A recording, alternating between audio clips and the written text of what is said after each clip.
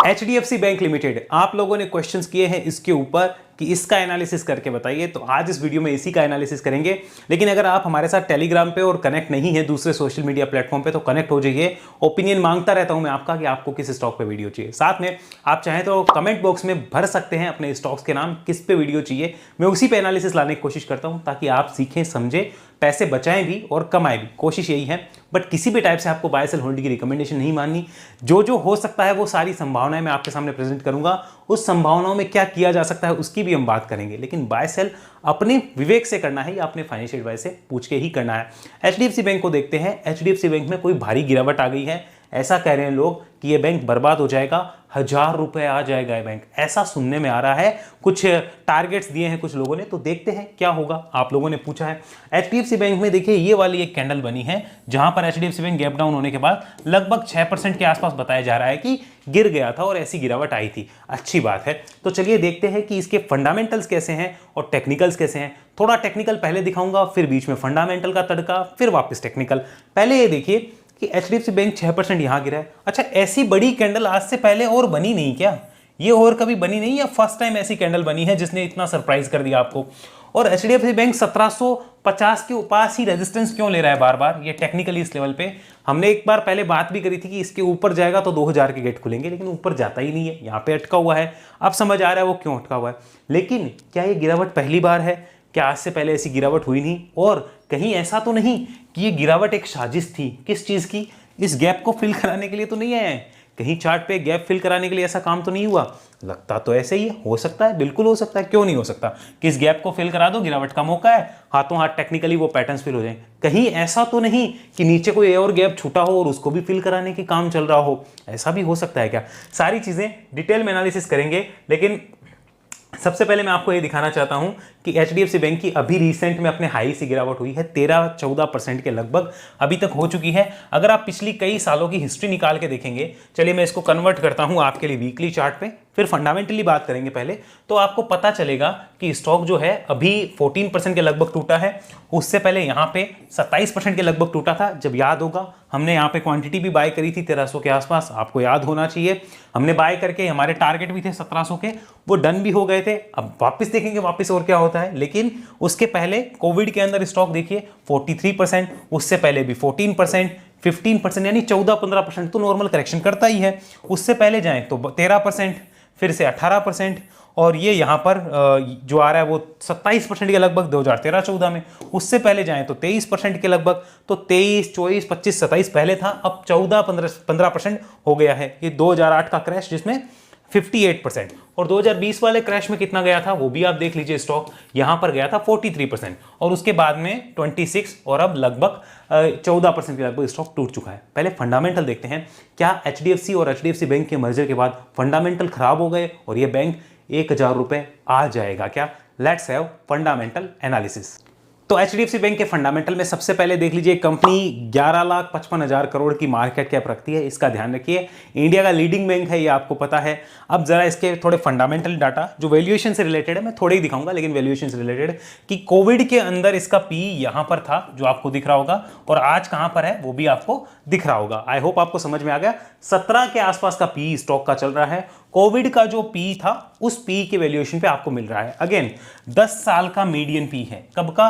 10 साल का median P है 25 के मीडियन पी पे इसने 10 साल ट्रेड किया है। वो मीडियन है यानी एवरेज है, और अभी आपको 10 साल के मीडियन पी के नीचे स्टॉक अवेलेबल है जो कोविड के क्रैश के पास था। ये मैं नहीं कह रहा, ये डाटा कह रहा है। हमें तो कुछ नहीं आता, हम तो गलत है, लेकिन ये डाटा ऐसा बोल रहा है कि यहां पर ये चीज ऐसी है। 10 साल में सबसे लोवेस्ट एवर पी पे HDFC बैंक अवेलेबल है। आइए आगे चलते हैं, देखते हैं इसके कुछ क्वार्टरली परफॉर्मेंस। ये आपको दिख रही होगी अपनी स्क्रीन पे क्वार्टरली परफॉर्मेंस।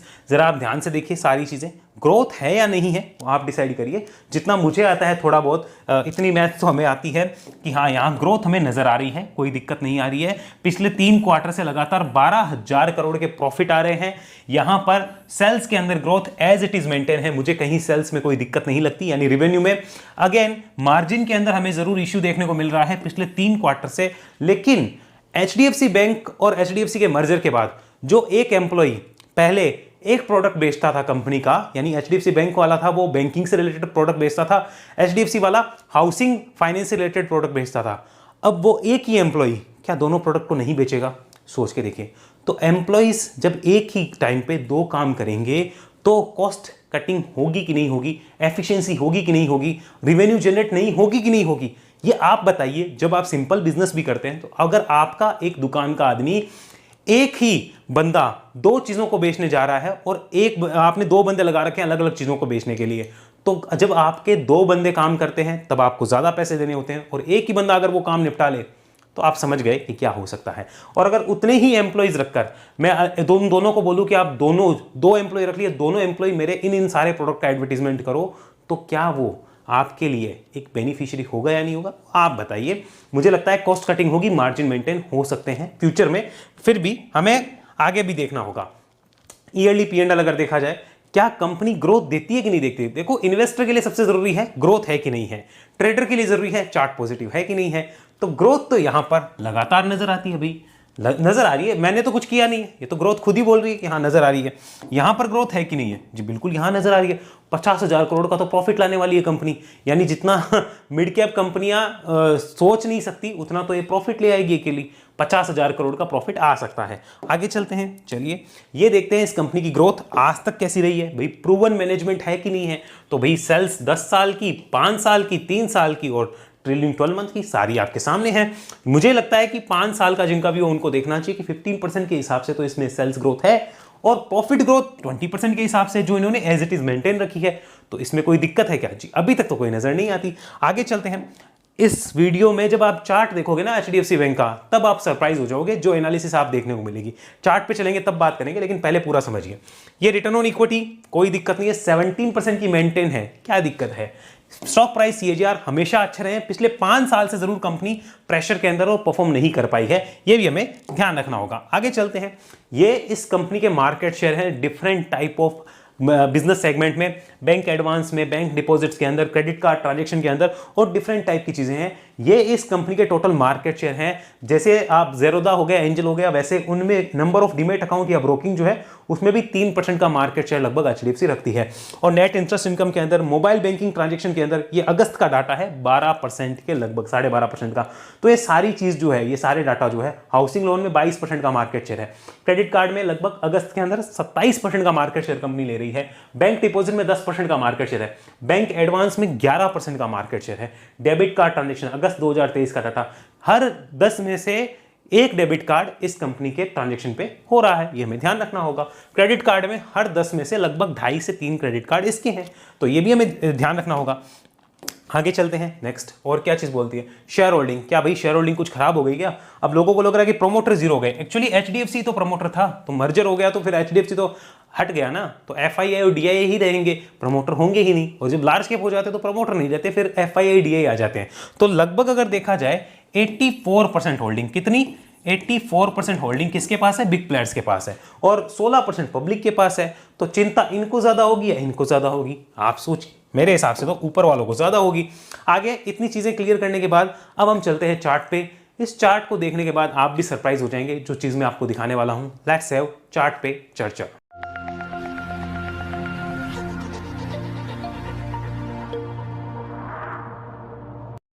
तो ये चल रहा है हमारे सामने HDFC बैंक का चार्ट पे आपने जैसे देखा गिरावटें कैसी हुई थी, उन गिरावटों को देखने के साथ साथ मैं आपको एक चीज और दिखाना चाहता हूं कि HDFC बैंक के प्रॉफिट्स तो बढ़े हैं पिछले 3-4-5 साल में, लेकिन प्राइस उस कंपैरेटिवली नहीं बढ़े हैं। अगर आप देखेंगे तो 2019 के आसपास ये प्राइस था और उस प्राइस से लगभग 10-15% ऊपर ही आप आज मिल रहे हो, जबकि आपके प्रॉफिट लगभग डबल हो चुके हैं।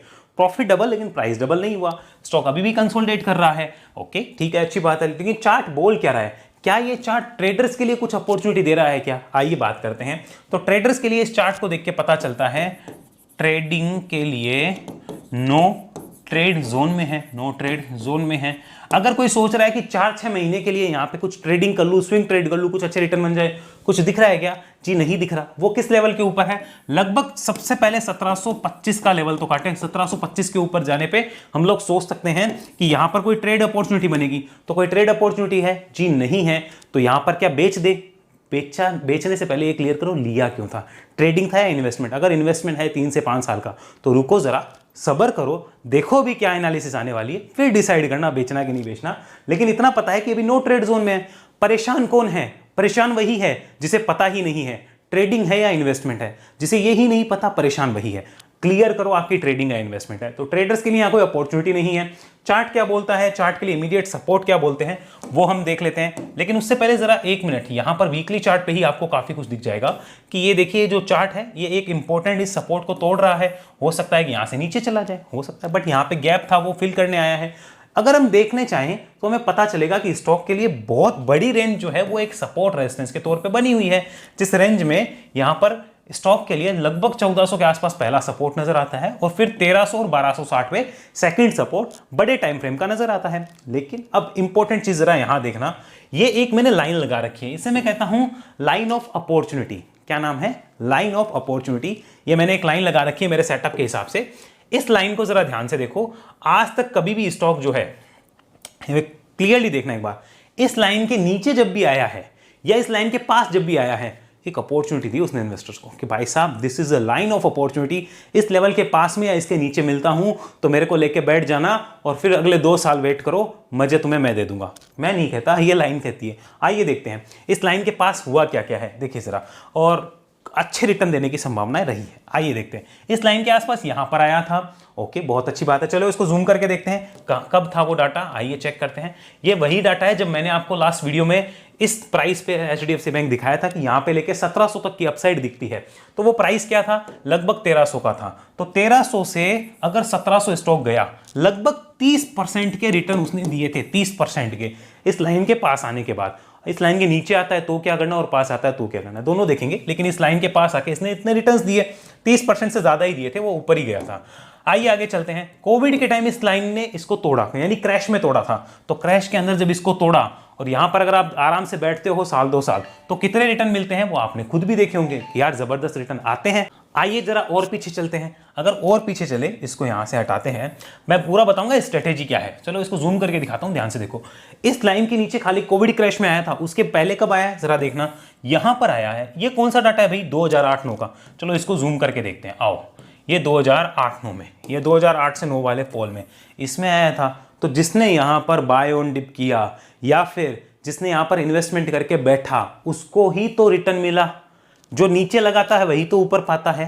लेकिन जो ऊपर लगाता है, ये स्टॉक 10 गुना हो गया, मैं लूंगा, जैसे आज कुछ स्टॉक हो रहे हैं उनमें लगा रहे हो, वो नहीं चलेंगे, तब कहोगे अल्ले हमारे लेते गिर गए। तो भाई साहब ऊपर थोड़ी लिया जाता है, नीचे लिया जाएगा ना करेक्शन में, जो अपॉर्चुनिटी है अच्छी कंपनी में। तो ये जिसने यहां पे लगाया था, पैसा तो उसी का बड़ा बनाना। और इस लाइन के नीचे कब आता है? खाली क्रैश में आया है। ये जो लाइन है, this is line of opportunity, यहां पर तो क्रैश में ही नीचे आता है और नहीं आता है। अच्छा, तो ये लाइन आज की डेट में कहां आ रही है? लगभग 1400 के आसपास आ रही है। ओहो हो, तो ये तो ध्यान देने वाली बात हो गई फिर कि यार 1400 के आसपास ये लाइन आ रही है। इज दिस एन अपॉर्चुनिटी और अ फियर?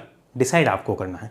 आगे समझो, इस लाइन के पास आता तो स्ट्रेटेजी क्या होनी चाहिए, मैं बता देता हूं क्या होनी चाहिए। अगर मेरा इसमें इन्वेस्टमेंट ना होता, खैर मेरा तो इसमें इन्वेस्टमेंट है और मैं बेचने के मूड में भी नहीं हूं, अगर मेरा इन्वेस्टमेंट ना होता, इस लाइन के आसपास मिलता और मेरा व्यू अगर मिनिमम 2 to 5 ईयर्स का है, 2 to 5 ईयर्स का अगर व्यू है इन्वेस्टमेंट का, तो यहां पर आप 50 to 60% क्वांटिटी में ऐड कर देता। इस लाइन के पास फ्रेश इन्वेस्ट करना था तो ऐड कर देता। रिमेनिंग की मैं SIP करता, रिमेनिंग की SIP कर देता, यानी बाय ऑन डिप या फिर SIP में उसको मैं जरूर पिक करता। क्योंकि मैं ये नहीं करा कि ये स्टॉक ऊपर जाएगा, इस स्टॉक की हिस्ट्री कहती है ऐसा ऐसा सेटअप बना है तब ऊपर गया है। तो 1000 आने वाले, मुझे नहीं पता आएगा कि नहीं आएगा, लेकिन इस लाइन के नीचे आता है, बड़े बुल्स एक्टिव होंगे। और इस लाइन के नीचे कब आया है? हमेशा क्रैश में ही आया है, उससे पहले नहीं आया। ये हमारे सेटअप है। इन सेटअप के लिए आपको वेव एनालिसिस में आना पड़ेगा, मैं वहां सिखाता हूं ये सारी चीजें कि ये क्या लाइन है, कैसे है, क्या नहीं, वो सारी चीज है। लेकिन ये आपको समझना होगा कि ये सेटअप बोलता है कि भाई साहब आज तक तो ऐसा नहीं हुआ कि क्रैश के बिना में इसके नीचे है, तो क्या स्टॉक मार्केट क्रैश होने वाले हैं? भाई अभी तक तो नहीं लगता ऐसा कुछ होगा। क्या अगर हो जाए तो हमें क्या करना? हमें 50-60% अभी फ्रेश बाय करने वालों के लिए अपॉर्चुनिटी है। रिमेनिंग को SIP या बाय ऑन डिप मोड में उठाया जा सकता है for a minimum view of 2 to 5 years. अगर आपका व्यू है तो इस स्टॉक को जरूर देखा जाना चाहिए। मुझे लगता है HDFC बैंक 6 से 12 महीने के लिए आपको शायद अच्छे रिटर्न ना दे। Not good, this is not good, अच्छा नहीं। उसके लिए तो आप SBI को देख सकते हो, बैंक ऑफ बड़ौदा अच्छा लग रहा है, अदर PSU बैंक सब वो अच्छे लग रहे हैं, दूसरे भी बैंक से काफी अच्छे लग रहे हैं। HDFC बैंक 6 से 12 महीने के लिए नहीं है। अगर इकट्ठा करना चाहे तो HDFC बैंक है, तो ये दिखाता है कि हाँ मेरे में वो पोटेंशियल है कि इकट्ठा कर लो अगर 2 से 5 साल का व्यू है। क्योंकि HDFC बैंक प्राइस वाइज भले ही बड़ा करेक्शन ना करे, लेकिन HDFC बैंक टाइम वाइज बड़ा करेक्शन कर सकता है, मुझे ऐसा लगता है। लाइक HDFC बैंक बन गया है बैंकिंग का ITC। क्या बन गया है? बैंकिंग का ITC बन गया है। ये चल नहीं रहा है, लेकिन जिस दिन चलेगा उस दिन सबको लगेगा भाई साहब लिया क्यों नहीं। जैसे रिलायंस 10 सालों तक नहीं चला, 2008 से 2017 तक इसी रेंज में बॉक्स में खड़ा था। HUL 2000 से 2010 तक एक बॉक्स में खड़ा था, और जिस दिन कटा 300 रुपये पे ब्रेकआउट हुआ था उसका, मुझे आज भी याद है, और अब वो 3000 है। 10 साल में 10 गुना हो गया है। तो जिस दिन ये चलेंगे उस दिन बहुत फटेंगे। हमें क्या देखना है, आने वाले 4-5 साल 10 साल की ग्रोथ में सोच के बैठा हूं माइंड में कि इंडिया में जो आएगी उसमें HDFC बैंक का योगदान होगा कि नहीं होगा। भाई वो आप डिसाइड करो, मुझे तो लगता है डेफिनेटली होगा। तो ये एक्यूमुलेशन वालों के लिए बढ़िया है, बाय ऑन डिप करने वालों के लिए बढ़िया है, थोड़ा बहुत उठाते हैं उनके लिए बढ़िया है। आप क्विक ट्रेड या स्विंग ट्रेड देख रहे हो उनके लिए बिल्कुल अच्छा नहीं है। कल को HDFC बैंक 1200 आता है, आप अगर नहीं डरते हो तो आपके लिए SIP मोड में बढ़िया है। लेकिन कल को HDFC बैंक 1526 का अगर 1500 आता है और आप ट्रेड करना चाहते हो तो कोई अपॉर्चुनिटी नहीं है, फिर भी अगर आप जबरदस्ती ट्रेड कर रहे हो तो आपकी गलती हो जाएगी। इस बात को नोट करना है। ट्रेडर्स के लिए यहां कुछ नहीं है, इन्वेस्टर्स के लिए जो time wise plus price wise pain झेल सके, क्योंकि अपॉर्चुनिटी के पास आ चुका है। चलिए इसको मैं अब जरा थोड़ा मंथली चार्ट कन्वर्ट करके दिखाना चाहता हूं कि मंथली चार्ट क्या बोलता है। तो ये मंथली चार्ट है, सेम लाइन मैंने यहां पे लगा रखी है, ये मंथली चार्ट पे लाइन है। आप इसको ध्यान से देख सकते हो कि इस लाइन के नीचे कब आया है। खाली जब भी स्टॉक मार्केट में बड़े क्रैशेस आए हैं तब ये इस लाइन के नीचे आया है, और बाकी कभी भी इस लाइन के पास आया है तो इसने वहां से हमेशा अच्छे रिटर्न्स दिए। ये क्रैश था 2020, this was 2088 crash, and this is normal correction NC, and this is normal correction NC। तो अगर इसके पास मिलता है, लेना है नहीं लेना है वो आप डिसाइड करो। भाई हम तो लेके बैठे हैं, और हम तो आने वाले 5 साल 10 साल बेचने के मूड में भी नहीं है। जब तक कुछ बड़ा रिटर्न ना मिल जाए तब तक बेचने के मूड में नहीं। भले ही यहाँ पे टाइम वाइज और प्राइस वाइज कंसोलिडेट करेगा, हमें पता है बिल्कुल करेगा, लेकिन HDFC बैंक को सिर्फ कुछ एक न्यूज आ जाए नेगेटिव और उसकी वजह से हम बेच दें, जिसका इंपैक्ट कोई बहुत बड़ा है ही नहीं, 1 क्वार्टर 2 क्वार्टर में उसके इंपैक्ट खत्म हो जाएंगे। अगर आप एनालिसिस जानते हो थोड़ी बहुत फंडामेंटल तो आपको पता होगा खत्म हो जाएंगे। अकाउंटिंग एडजस्टमेंट है, इतने बड़े बैंक जब मर्ज होते हैं तो उनमें समय लगता है 6-8 महीने का, लेकिन उसके लिए मैं आने वाले 5 साल या 10 साल की ग्रोथ छोड़ दूं, मैं तो ऐसा काम नहीं करूंगा। बर्बाद होंगे तो हो जाएंगे HDFC बैंक में, क्योंकि अगर HDFC बैंक बर्बाद होगा तो किस बैंक में आपका पैसा सुरक्षित है मुझे बता दो, भले गवर्नमेंट का ही क्यों ना हो, फिर तो सब में ही होगा। इकोनॉमी भी पूरी बर्बाद होगी। तो जिस पे इकोनॉमी टिकी हुई है, जिन चीजों पे, जिन टॉप कंपनियों पे, अगर उन पे ही हम दाव नहीं खेल सकते कॉन्फिडेंस के साथ तो किन पे खेलेंगे। मैं ये नहीं कहता HDFC बैंक को डायरेक्ट बाय करो, अरे HDFC बैंक लिया क्यों है ये क्लियर करो। अगर आपकी ग्रोथ का पर्सपेक्टिव है आने वाले कुछ सालों का, देन HDFC बैंक की गुड चॉइस। लेकिन अगर आप 6-8 महीने के लिए देख रहे हो कि मैं किसी बैंकिंग स्टॉक में पैसे कमा लूं, HDFC bank is not for you. Wait करो, HDFC बैंक अभी वो मोमेंटम नहीं दे रहा, वो 1725-50 के ऊपर है, तब देखना कि ट्रेड करनी हो तो, लेकिन अभी ट्रेड के लिए नहीं है। हाँ, अब कुछ लोग हो सकते हैं कल को HDFC बैंक 1400 आए तो रोने चिल्लाने लग जाए, ये क्या हो गया है, वो क्या हो गया। आ सकता है, बिल्कुल चांसेस है, बिल्कुल आएगा, और आए तो एक अपॉर्चुनिटी वाली लाइन पे आ सकता है। कौन मना कर रहा है नहीं आ सकता, लेकिन वो किसके लिए बढ़िया होगा, जो अपॉर्चुनिटी को यूज करना चाहते हैं, इन्वेस्टमेंट करना चाहते हैं, बाय ऑन डिप या SIP करना चाहते हैं। ट्रेड करना चाहते हो तो 1526 से 1500 आते ही डर जाओगे। ट्रेड इसमें बनती ही नहीं है, जबरदस्ती हम पैदा कर नहीं सकते, ना वो आप कर सकते ना मैं कर सकता। हाँ, तुक्केबाजी करनी हो तो वो कोई भी कर सकता है, उसमें कोई समय भी नहीं लगता कि हाँ हमने HDFC में 1526 पे लिया, कल 1540 आ गया, ओहो हो हमने अब कमा लिए 15 रुपये कमा लिए। ऐसी करने से कुछ नहीं होगा। बड़े टाइम का अगर सोच है, HDFC बैंक टाइम वाइज यहाँ कंसोलिडेट कर सकता है, चांस देगा, और उसके बाद आपके और मेरे हाथ में कुछ नहीं है, सिर्फ बैठने वाली चीज़ है कि हम अपने रिस्क रिवॉर्ड को मैनेज करके बैठ सकते हैं। आई होप आपको क्लियर हुआ होगा। अगर कोई भी डाउट हो आपका किसी भी टाइप से, आप बता सकते हैं। किस स्टॉक पे वीडियो चाहिए वो भी कमेंट में आप बता सकते हैं, और मेरे से कोई गलती हुई हो तो मुझे क्षमा भी करिए, मेरी गलती भी यहाँ पे हो सकती है। बट अगर ऐसी एनालिसिस आप सीखना चाहते हैं, जानना चाहते हैं कि हमारा सेटअप क्या होता है, तो उसके लिए आपको हमारे वेब एनालिसिस में आना होगा। डिस्क्रिप्शन में डिटेल है जहाँ मैं आपको 1-to-1 सिखाता हूँ, और लाइफ टाइम उसके बाद आप हमारे ट्रेनिंग्स ग्रुप का पार्ट बन के रहते हैं, ताकि आपको लाइफ टाइम हमारे साथ और एक्सपीरियंस, नॉलेज, गाइडेंस का फायदा मिलता रहे। ज्वाइन करना चाहते हैं, डिस्क्रिप्शन में डिटेल है। 1 से 1.5 महीने पहले एडवांस बुकिंग होती है, कृपया करके इस बात का ध्यान रखें और कॉन्टैक्ट करके सीट लॉक करवा सकते हैं। अगले वीडियो मिलेंगे, और उसके पहले अगर आप हमारे व्हाट्सएप ग्रुप से जुड़ना चाहते हैं जहां मोमेंटम चार्ट पोस्ट कर दें, तो उसके लिए आपको ज़रूरत एंजल ऐप स्टॉक्स में अकाउंट खुलाना होगा। अकाउंट खुलाकर इस नंबर पर डिटेल भेज सकते हैं। वेव एनालिसिस की जानकारी के लिए इस नंबर पर कॉल कर लीजिए। आप कॉल करके अपनी सीट लॉक करवा सकते हैं। किसी भी टाइप की कोई जानकारी चाहिए इस नंबर पे कॉल कर लीजिए, या फिर व्हाट्सएप भी कर सकते हैं और अपना कॉल रीशेड्यूल भी करवा सकते हैं। अगले वीडियो तक के लिए धन्यवाद। जय हिंद, जय भारत।